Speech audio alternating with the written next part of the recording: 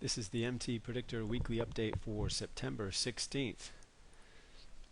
Before we get to the analysis, let's just kind of backtrack a little bit and cover what transpired this past week. We had the Fed meeting, of course, and as you probably heard, the Fed did announce QE3. Really, they should have announced basically QE infinity at this point, because there's going to be no end now. There's no end date on this initially $40 billion buy of mortgage-backed securities. Again, no end date on that. So they won't even have to announce any more QE. It's just going to be ongoing, basically. One of the interesting things that the Fed said in this that not a lot of people picked up on, but basically said that inflation is okay with us. In other words, they are this Fed being a so-called student of the Depression, and during the Depression, the Federal Reserve basically did nothing to the interest rates as far as lowering them, trying to ease the money supply, and as a result, we had deflation, a deflationary depression, or one of the results anyway. Well, this Fed is not going to allow that, so they're going to print to infinity here to try to one thing is to try to bring the real estate market back, and that's really key in the Fed's mind, because if you go back to 2008, when this whole thing started, in the Fed's testimony before Congress, he said basically it was real estate that got us into this mess, his words anyway, and it'll have to be real estate to get us out. And so he's artificially going to try to keep these mortgage rates down to try and stimulate, buying. And the problem I think he's going to be running into is, the baby boomers here that generated a lot of this boom in the spending boom in the 90s and so forth. They're hitting that age. I think it's somewhere around 45 is their kind of peak spending, and that's basically nosedives. They're spending nosedives after that. They're not looking now as their kids leave the nest. They're looking to downsize. They're not looking to buy more homes. They're not having more kids, and so that's going to come into play over time. So it'll be interesting, but basically we'll look at gold and silver here in a minute and see how they reacted.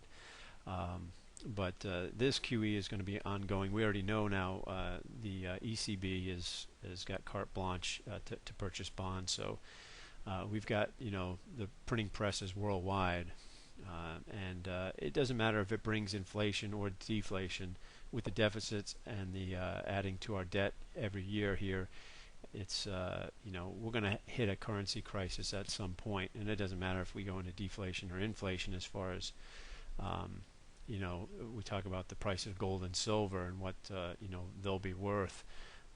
It'll be more advantageous to be holding gold and silver rather than dollars, put it that way. So let's just take a look at the S&P now, because see where we are pattern-wise. Again, we came into minimum wave 5 a few weeks ago, and of course we pointed that out in the market update. And you see, I'll take the decision point off of the top of wave 3 here. We got a let's see, the close last week 1459. All right, so we just closed above that decision point resistance. So if this high gets taken out, we should see the typical wave 5 area, and then maybe a run at 1500. We've got a red seller's candle here, so we got to watch this. We've got some divergence. We had a higher high in price here. We've got a lower high in our oscillator, so there's some divergence. So again, we're certainly due for a correction. This is the bigger picture on the weekly. We'll look at the daily in just a second. But we certainly could correct. We had some sellers overcoming the buyers this week, even though we moved higher. So it's something to watch. We're in a resistance area. If they can take out this high on the December contract, which is 1468, they can take out that high, then we'll see this typical wave 5 and maybe a run for 1500, that nice round number. If they can't, then obviously we may start a decline. we'll see. Now it's options expiration week. In fact, it's quadruple witching this week, so it's about a 70% tendency that markets like to rise into options expiration. So we'll see if that plays out. If they can take that high out, we'll see some more run to the upside. But we are in an area where we could correct, and typically the corrections over the last couple of years have been in the minimum wave 5 resistance area. So we've gone beyond that. So this is something new, at least in the recent history here, because if we go back, here's our wave 5 up. In minimum wave 5, that's where the correction came in. Okay. If we go back into this area, pull this up here. Let's check this swing high, another wave 5 into minimum wave 5. Again, that's where we got the correction. Oops. Put the decision point on there. That's where we got the correction. All right, this time it's a little different because now they've exceeded that minimum wave 5 resistance. So this is something we haven't seen in the last couple of years. So obviously with this QE announcement and the ECB's announcement, things have changed. So we got to be aware of that. If we go down to the daily chart, the daily also is wave 5 up. It's in now its typical wave 5 resistance. Okay, got a little wick up there. There's some strength on the STF. So again, we're going to look for more potential upside. They can take the weekly high out. And again, if they can't, then maybe the correction starts. Typically, we'll look at the daily decision point, your correction back down around 1380. All right, so again, we talked about protecting longs. If you got 401ks or any long stock positions, you got to protect those. However you want to do that, whether it's puts or stops or whatever the case may be. Make sure you protect those positions. All right, let's take a look at gold here. And this is the weekly chart of gold. I've got a 50 period moving average in the 200 period because I just want to go back, and this is something that we've talked about a lot in the past. We haven't talked about recently, but back basically the bull market began in 2001 in gold and silver, and then all these pullbacks below the 50 period but above the 200 period have been buying opportunities in gold. Another one here, a nice TS3 buy signal there below the 50-day, above the 200-day. Okay, some more in here, below the 50-day, above the 200-day. Here was the crash of '08. All right, so gold did sell off down to the 200 period, where it rallied very strongly off of that. All right, so if the market does crash or correct, right, we can probably see gold and silver correct as well. All right, so you'll be watching these, a crash or correction of gold back to the 200 period is a possibility. But again, given what's going on monetarily, we still want to be long-term buyers of gold and silver here. Again, it doesn't matter if we get inflation or deflation. The currency crisis will come either way, and a lot of people are betting on inflation. A lot of the big money is betting on inflation because there's money to be made in inflation. Asset prices. We can get bubbles and things like that with all the this money has to go somewhere. They want to keep this money that they're going to pump out of the economy. And to avoid the inflation as much as possible, and this money then is going to go into things like paper assets, your stocks, your bonds. It'll be shipped overseas for other nations to use our dollars for trade and to purchase oil and so forth. Try to keep it out of the economy, but the Fed said, you know what, we'd rather have inflation than deflation. So that's why I think the bets are towards the inflation side. But either way, silver obviously and gold will appreciate or at least rise in value versus the dollar. It'll take more dollars and more dollars to purchase an ounce of gold in inflation, but even in deflation, even if they correct as well, it's still going to have more value in a currency crisis if you're holding gold and silver than holding pieces of worthless paper. So either way, so again, a nice buying opportunity there. All right, and here's the last time we dropped below the 50 period, again above the 200, rising 200 period here on the weekly, and then we had again, we were watching this for about 14 weeks, waiting for the break, and we drew our little lines and said, okay, if we get a close above this little wedge here, which we did, and then that high got taken out, then we were looking at, here's your next target on the weekly here. I'll make this a little bigger. So right around 18, we'll call it 1835 area. Close at 1772.70 on the weekly here. All right, so that nice breakout now closed well above the 50 period. And let's take a look at silver. Let's see if I've got the, yeah, we can do this. All right, same thing with silver. Now, when using that 200 period and the 50 period on gold, you can use that to time your silver purchases. Again, we're talking long-term stuff here. All right, don't necessarily use the silver chart. It's a much smaller market, and it's much more volatile. So you can use the gold to time your silver purchases as well. So, but here was your little wedge in silver. Again, same thing. It's broken out. I'm long silver here. I've been long silver for a few years now, but use this area as an opportunity to accumulate more, and anticipating the break here. And silver, your next resistance is going to be just around 39.15 maybe. We're in resistance now. You can see that there. If I put the analysis, the little Elliott wave. Let's just give that's the weekly. Let's go to the daily here just for a second. So here's the daily resistance. It's off of this prior swing back here. That's our decision point. I'll take it here just so you can see it there. All right.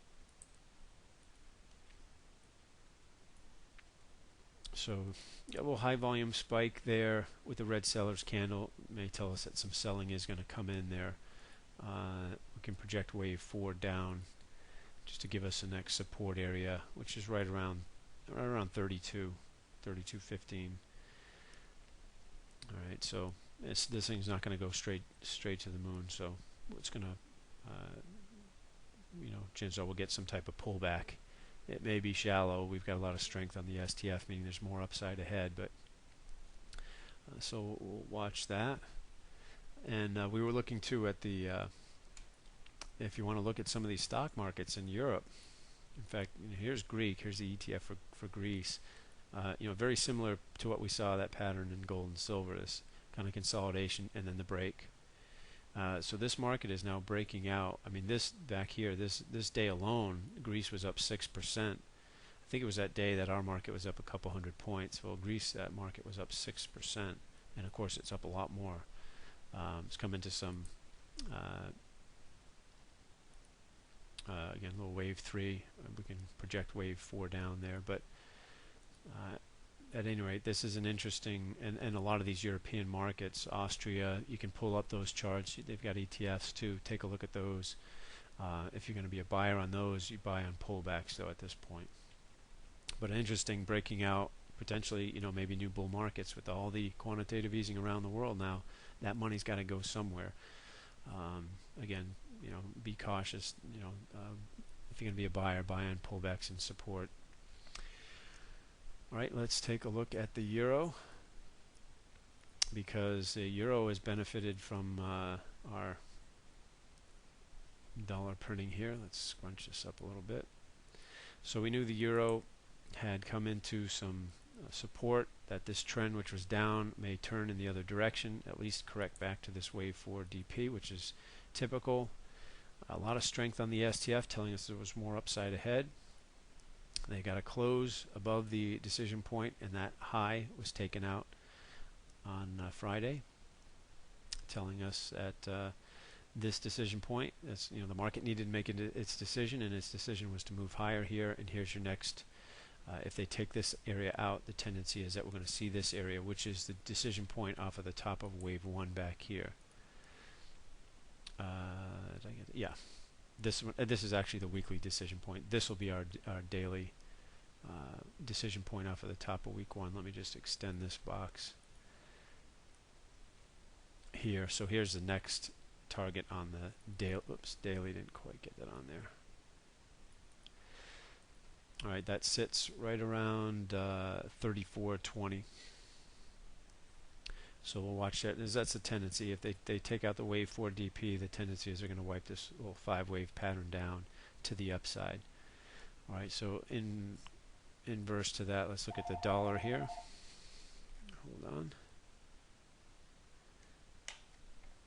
All right, the dollar index on the this is the daily chart, so you can see the nosedive the dollar took on the announcement.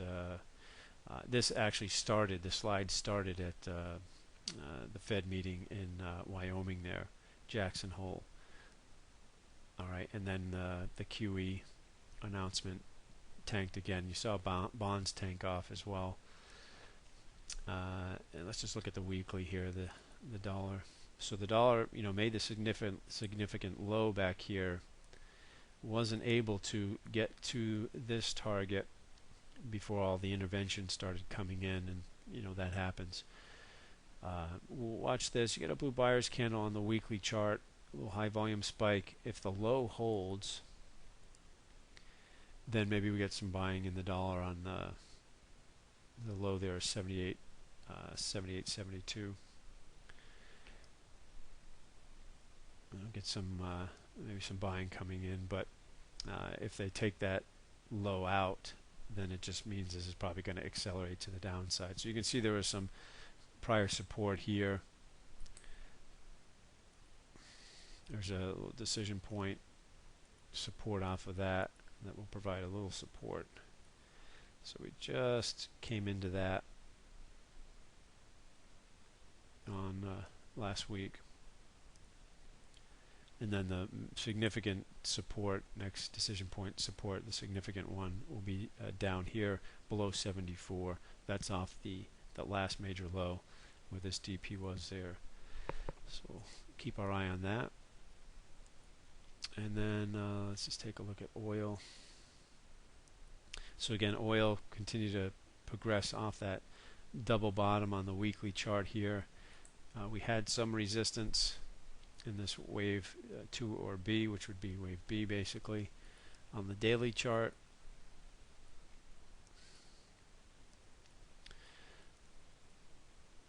let's see what this looks like. This is a short at 97.98.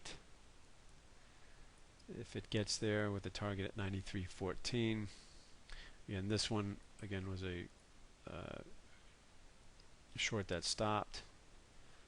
Actually, we had a few here that stopped there, so that's because of the this was basically a significant low. And when we have the significant low, that kind of double bottom, then you got to be careful taking short trades, and instead, look for long trades. That's stuff you can't teach the software, but our advanced traders know. So we'll see again a decision point area. If they take that high out, here's your next target based on the daily chart there, which is going to put us over 110. So we're just flirting with that $100 level in oil again. So if that gets taken out, then we may get a run higher, and of course that won't feel good at the pump. All right, so a lot of things to kind of got a lot of stuff behind us with the Fed meeting. We finally got our answer with QE3. Doesn't mean that the market is not going to be without its corrections and stuff, but basically, I think you'll see on those corrections buying coming in. Where else is that money gonna go except in these paper assets? So of course you will see obviously money going into gold and silver, but that is, I think I was reading somewhere, like 1% of the population holds gold or silver. So I mean, it is by no means anywhere near a bubble. Um, I think I remember in the 80s seeing footage of lines of people, trying to buy gold and stuff. You don't see that at this point. So we'll continue to monitor this stuff. We'll see what options expiration brings if we do get that kind of float higher into options expiration, and we'll kind of go from there. So wish you all well, economic data wise, it's kind of a quieter week. We got the housing, I think Wednesday or Thursday, and the jobs in there as well, jobs numbers. So other than that, probably fairly quiet as far as that goes. Also, just keep your eye on events overseas. That can always, we're teetering on some things overseas conflict-wise that obviously is always a concern and can shake the markets as well. So anyway, we'll end it here and hope to be back with a new update next week.